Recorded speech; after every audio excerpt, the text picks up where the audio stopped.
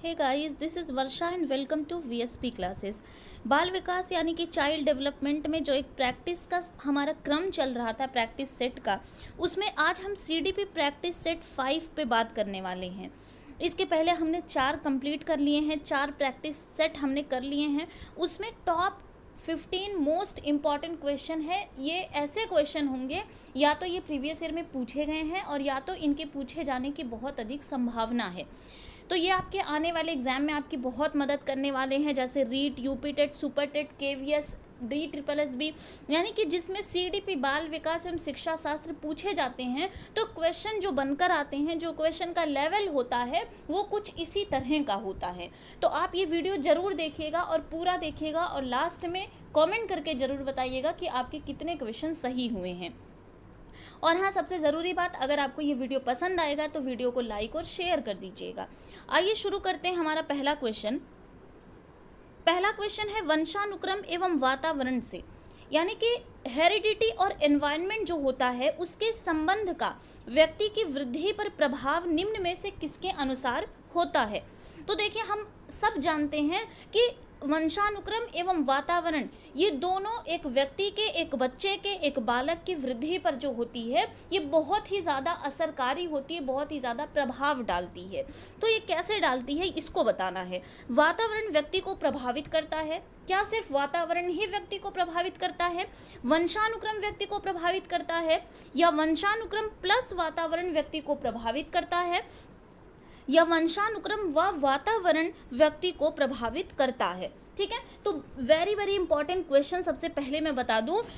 वातावरण व वंशानुक्रम बाल विकास जिस भी एग्जाम में आएगा, अगर यहाँ से क्वेश्चन नहीं पूछा गया तो वो एग्जाम ही अधूरा रह जाएगा। इतना इम्पॉर्टेंट है हेरिडिटी और एनवायरनमेंट किसी भी एग्जाम के लिए जिसमें सीडीपी पूछी जाती है। तो देखिए, वातावरण सिर्फ और सिर्फ वातावरण व्यक्ति को विकसित नहीं करता है और ना ही सिर्फ वंशानुक्रम व्यक्ति के विकास में सहयोगी होता है। और ये तो बात हो गई कि केवल एक का कोई रोल नहीं होता है, लेकिन ये भी समझ लीजिए कि वंशानुक्रम और वातावरण प्लस कभी नहीं होता है, यानी कि ये धनात्मक वंशानुक्रम प्लस वातावरण व्यक्ति को प्रभावित कभी नहीं करता है, बल्कि ये क्या होता है, वंशानुक्रम और वातावरण गुणनफल का रूप होता है। ठीक है, यानी एक दूसरे के, ये हम कह सकते हैं, पारस्परिक निर्भर होते हैं। एक पारस्परिक संबंध होता है इन दोनों में, यानी जितना रोल वंशानुक्रम का है उतना ही आपके वातावरण का भी है। तो ये एक दूसरे के पूरक भी होते हैं, सहायक भी होते हैं और सहयोगी भी होते हैं। ठीक है, तो D option will be right answer, यानी किसी एक की महत्ता नहीं होती, बल्कि ये दोनों जो होते हैं वो आपकी या मेरी या किसी के भी वृद्धि और विकास पर बहुत ही महत्वपूर्ण प्रभाव डालते हैं। ठीक है, चलिए नेक्स्ट क्वेश्चन पे चलते हैं। देखिए, क्वेश्चन जो होगा ये, अगर आप ये सेट कर लेंगे प्रैक्टिस सेट, तो आप कोई भी एग्जाम देने जाएंगे तो यहाँ आपको बहुत हेल्प मिलेगी, क्योंकि क्वेश्चन का लेवल जो है वो थोड़ा हाई रखा हुआ है। ठीक है, देखिए, सेफेलोकॉडल प्रवृत्ति के सिद्धांत के अनुसार शारीरिक विकास होता है। ठीक है, सेफेलोकॉडल के अनुसार कैसे होता है शारीरिक विकास, ये भी क्वेश्चन बहुत इंपॉर्टेंट है। सिर से पांव की ओर, ठीक है, दूरस्थ अंग से निकटवर्ती अंगों तक, या फिर दूरस्थ यानी कि दूर के अंग विकसित होते हैं और निकट यानी कि पास के अंग विकसित होते हैं, या फिर पांव से सिर की ओर, या निकटवर्ती से लेकर दूरस्थ अंगों तक। देखिए, एक होता है प्रॉक्सिमोडिस्टल, ठीक है, और एक होता है सेफेलोकॉडल। तो सेफेलोकॉडल में क्या होता है, यहाँ बच्चे का जो विकास होता है वो सिर से पैर की ओर होता है। ठीक है, यानी एक बच्चा है, इसका सिर पहले होगा और उसके बाद इसका, भाई ड्राइंग पे मत जाइएगा, बहुत ही बेकार है, यानी कि इतना समझ के रखिए आप, सिर से पैर की ओर जो विकास होता है उसको हम सीडीपी में क्या कहते हैं, सेफेलोकॉडल कहते हैं। ठीक है, और हिंदी में अगर हम इसकी बात करें तो इसको सिरोध पदोन्मुखी कहते हैं। सेफेलोकॉडल को हम कहते हैं सिरोध पदोन्मुखी, यानी सिर से पांव की ओर। लेकिन अगर यहाँ पे प्रॉक्सिमोडिस्टल दिया होता तब आपका आंसर क्या हो जाता, डी आंसर हो जाता, निकटवर्ती से लेकर दूरस्थ अंगों तक, यानी दूर के जो अंग, पहले निकट के अंग और फिर होते हैं विकसित कौन से, हमारे दूर वाले अंग। ठीक है, तो ये बात हो गई सेफेलोकॉडल की, यानी सिर से पांव की ओर, यानी बात करी जा रही है सिरोध पदोन्मुखी की।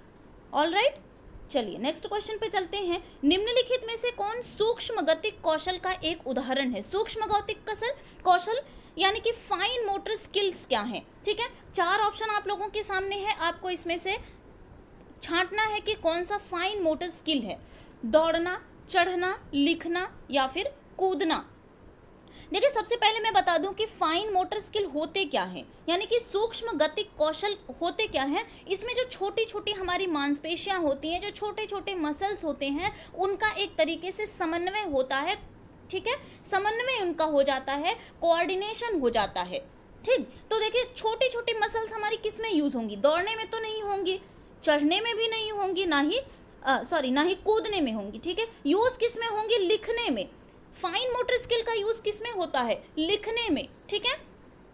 तो हमारा सी ऑप्शन राइट आंसर हो जाएगा। लेकिन अगर हम चढ़ना, दौड़ना और कूदना की बात करते हैं तो इसमें कौन सा कौशल होगा, स्थूल गतिक कौशल, यानी कि इसमें बड़ी बड़ी मांसपेशियों का समन्वय होता है। तो ये भी क्वेश्चन याद रखिएगा, फाइन मोटर स्किल यानी कि सूक्ष्म गतिक कौशल और स्थूल गतिक कौशल, ठीक है। नेक्स्ट क्वेश्चन पे चलते हैं। बिग एवं हंट के अनुसार डैश की विशेषताओं को सर्वोत्तम रूप से व्यक्त करने वाला एक शब्द है परिवर्तन।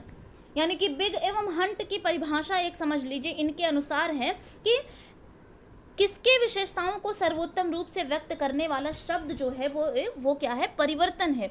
और परिवर्तन शारीरिक, सामाजिक और मनोवैज्ञानिक होता है, ठीक है। तो ये किसके बारे में ये बात कर रहे हैं, शैशवावस्था, बाल्यावस्था, किशोरावस्था या फिर प्रौढ़ावस्था, ठीक है। तो देखिए यहाँ पे जो बातें करी जा रही है वो एडोलसेंस के बारे में बात करी जा रही है। बिग एवं हंट ने एक परिभाषा दी थी कि किशोरावस्था की विशेषताओं को सर्वोत्तम रूप से व्यक्त करने वाला एक जो शब्द होता है उसको हम क्या कहते हैं, परिवर्तन कहते हैं, ठीक है। यानी किशोरावस्था में, एडोलसेंस में ही बच्चे में जो परिवर्तन होते हैं उसके बारे में यहाँ पे बात करी गई है।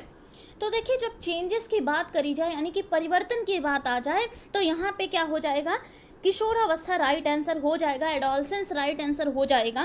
क्योंकि ये एज जो होती है, इसमें इस एज को इसीलिए तनाव व तूफान की अवस्था किसने कहा है, स्टैनले हॉल ने कहा है, ठीक है। यानी इस एज में आप देख रहे होंगे कि आपका जो फिजिकल चेंज होगा, यानी कि शारीरिक परिवर्तन भी होगा, मानसिक परिवर्तन भी होगा, और इस एज में क्या होता है, हार्मोनल चेंजेस भी होते हैं, ठीक है। यानी जितना भी परिवर्तन हो सकता है वो किसमें होता है, एडोलसेंस यानी किशोरावस्था में होता है। तो बिग एवं हंट ने ये बात कही थी, क्लियर। चलिए नेक्स्ट क्वेश्चन पे चलते हैं। गर्भ में बालक को विकसित होने में कितने दिन लगते हैं। ऐसे टाइप के क्वेश्चन भी आपके यूपी टेट वगैरह में पूछ लेता है कि गर्भ में बालक को विकसित होने में कितना दिन लगता है, 390 दिन, 150 दिन, 280 दिन या फिर 640 दिन। तो आप सबको ये बात पता होगी, ठीक है। यहाँ पे 280 दिन आपका राइट आंसर हो जाएगा। 9 महीने यानी कि 9 मंथ्स और कुल 10 डेज लगते हैं, ठीक है, और 40 हफ्ते इसमें लग जाते हैं। और दिन की अगर हम बात करें, डेज की बात करें, तो 280 डेज इसमें हो जाते हैं, ठीक है। नेक्स्ट क्वेश्चन पे चलते हैं। बाल मनोविज्ञान के आधार पर कौन सा कथन सत्य है। ए ऑप्शन है प्रत्येक बच्चा वशिष्ठ नहीं बल्कि विशिष्ट होता है, ठीक है, विशिष्ट होता है। बी ऑप्शन कुछ बच्चे एक जैसे होते हैं। सी ऑप्शन है सारे बच्चे एक जैसे होते हैं। या फिर डी ऑप्शन है कुछ बच्चे विशिष्ट होते हैं, ठीक है।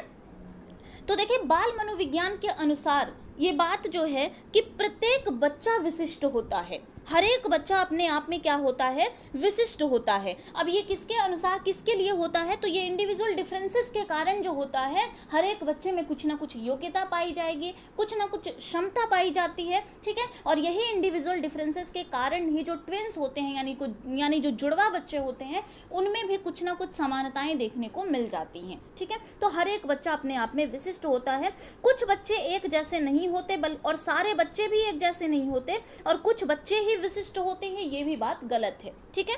चलिए नेक्स्ट क्वेश्चन है। बाल विकास से तात्पर्य डैश डैश डैश और परिवर्तनों से है, ठीक है, जो जन्म और किशोरावस्था के अंत के बीच होते हैं। यानी कि बाल विकास से तात्पर्य जो होता है वो किससे होता है, बचपन जल्दी और देर से, बचपन वयस्कता और किशोर से, जैविक मनोवैज्ञानिक और भावनात्मक से, या फिर गुणात्मक अनुभवजन्य और मात्रात्मक से। तो देखिए यहाँ पे सबसे पहले आप देख लीजिए, यहाँ चेंजेस की बात हो रही है, ठीक है, कि बाल विकास से तात्पर्य किन किन परिवर्तनों से है, ठीक है। यहाँ यहाँ पे क्या बात हो जाएगी, यानी राइट आंसर क्या हो जाएगा, तो जब चेंजेस की बात आ गई है तो यहाँ पे आपके बायोलॉजिकल चेंजेस भी होंगे, यानी कि जैविक परिवर्तन होंगे, ठीक है। और साइकोलॉजिकल चेंजेस यानी कि मनोवैज्ञानिक परिवर्तन भी होंगे, और भावनात्मक परिवर्तन यानी कि इमोशनल चेंजेस भी हो जाएंगे। तो यहाँ एक देखिए कैसे क्वेश्चन जो होता है वो आपको फंसा सकता है। देखिए यहाँ पे बाल विकास से तात्पर्य परिवर्तन यहाँ आगे लिख दिया गया है, तो हमें चेंजेस को देखना है, ठीक है। तो C option will be right answer. Next question पे चलते हैं। एक शिक्षक विद्यार्थियों में सामाजिक मूल्यों को कैसे विकसित कर सकता है?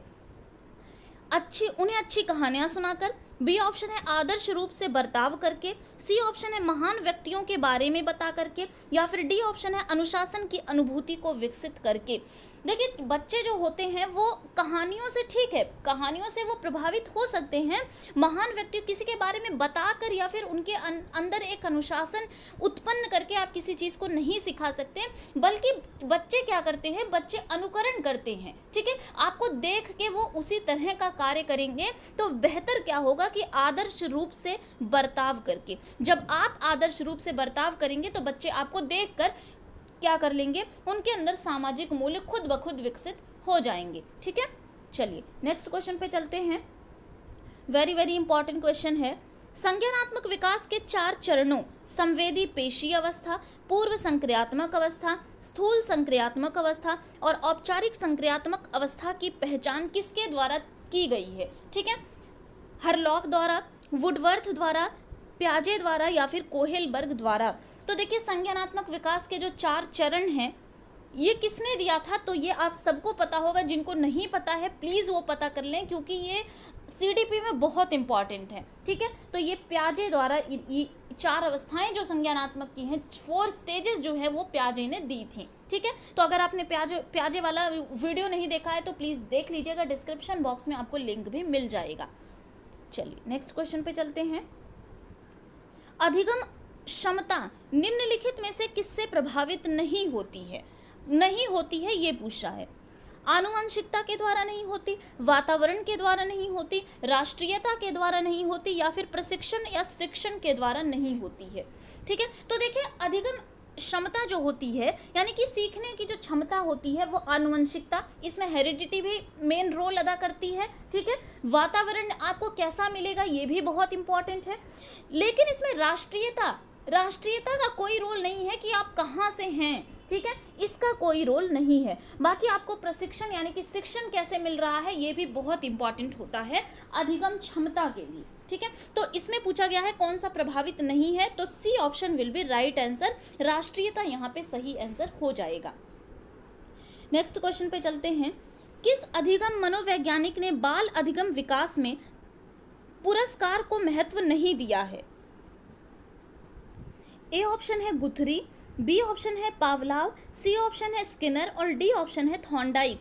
तो देखिए अगर हम अधिगम में अगर हम पुरस्कार यानी कि गिफ्ट्स की बात करें तो ये पावलाव ने भी दिया है, ठीक है, महत्व दिया है, स्किनर ने भी पुरस्कार को महत्व दिया है और थॉर्नडाइक ने भी दिया है। लेकिन यहाँ पे पूछा गया है किसने नहीं दिया है, तो A option will be right answer. गुथरी ने अधिगम में क्या किया है, यानी कि अधिगम के विकास में पुरस्कार को कोई महत्व नहीं दिया है, ठीक है।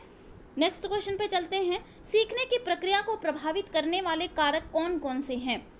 ए ऑप्शन अनुकरण, बी ऑप्शन है प्रतियोगिता, सी ऑप्शन है प्रशंसा एवं निंदा, डी ऑप्शन है ये सभी। तो देखिए सीखने की जो प्रक्रिया होती है उसमें अनुकरण यानी देखकर आप चीज़ों को सीखते हैं ये भी इम्पॉर्टेंट है, प्रतियोगिता ये भी इम्पॉर्टेंट है, और प्रशंसा एवं निंदा, अगर बच्चा गलत कार्य कर रहा है तो आप उसकी निंदा करिए और अगर वो अच्छा काम कर रहा है तो प्रशंसा करिए, ये भी सीखने की प्रक्रिया को प्रभावित करती है। तो यानी कि जब तीनों चीज़ें सही हो गई तो D option will be right answer, ये सभी। नेक्स्ट क्वेश्चन है। वाइगोत्स्की का काम डैश में शोधकर्ता के लिए नींव का काम करता है? वाइगोत्स्की जिसने सामाजिक सांस्कृतिक विकास का सिद्धांत दिया था, ठीक है। तो वाइगोत्स्की का जो काम था ये किसके लिए, शोधकर्ता के लिए नींव का काम कौन करता था? चिंतनशील अभ्यास, शैक्षणिक कौशल, भावनात्मक बुद्धि या फिर संज्ञानात्मक विकास। तो देखिए यहाँ पे जो राइट आंसर हो जाएगा वो हो जाएगा डी ऑप्शन, संज्ञानात्मक विकास। वाइगोत्स्की का काम जो है इसमें संज्ञानात्मक विकास ने एक नींव का काम किया है, ठीक है। नेक्स्ट क्वेश्चन पे चलते हैं। सामान्य संयुक्त कोशिका में गुणसूत्रों के कितने जोड़े होते हैं? ध्यान दीजिएगा, जोड़े आपसे पूछा गया है, पेयर पूछा गया है। A option 22, B option 24, C option 23 और डी ऑप्शन है इनमें से कोई नहीं। ठीक है, तो देखिए जब यानी कि इसमें जो है गुणसूत्रों के पेयर्स के बारे में जब पूछा हुआ है, क्रोमोसोम्स कितने पेयर होते हैं, तो जब पेयर्स की बात करें तो 23 जोड़े यानी कि 23 हो जाएंगे। और अगर टोटल पूछ ले क्रोमोसोम्स कितने होते हैं, गुणसूत्र कितने होते हैं, तो ये हो जाएंगे 46। ठीक है, लेकिन यहाँ जोड़े में पूछा गया है, पेयर में पूछा गया है, तो यहाँ पे 23 यानी कि C option will be right answer. Clear. चलते हैं आज के लास्ट और नेक्स्ट क्वेश्चन पे। वेरी वेरी इंपॉर्टेंट क्वेश्चन है, पहले बता दे रही हूं मैं। लिंग का निर्धारण कैसे होता है, लिंग का निर्धारण कैसे होता है ये पूछा गया है। ए ऑप्शन पिता द्वारा, बी ऑप्शन माता द्वारा, सी ऑप्शन माता एवं पिता द्वारा या डी ऑप्शन इनमें से कोई नहीं। तो देखिए सबसे पहले मैं यहाँ बता दूं कि अगर हम क्रोमोसोम की बात करते हैं तो ये मेल में जो होता है, मेल में जो क्रोमोसोम्स होता है वो होता है एक्स और वाई, जबकि यही क्रोमोसोम्स फीमेल में कौन सा होता है, एक्स और एक्स। ठीक है, अब यहाँ से क्या होगा, अब देखिए यहाँ से एक एक्स, यहाँ से एक्स होगा तो फीमेल चाइल्ड होगा। ठीक है, ध्यान से सुनिएगा, यहाँ से अगर एक्स होगा तो फीमेल चाइल्ड होगा और यहाँ से अगर एक्स ही आएगा, यहाँ से एक्स ही आएगा क्योंकि एक्स ही है।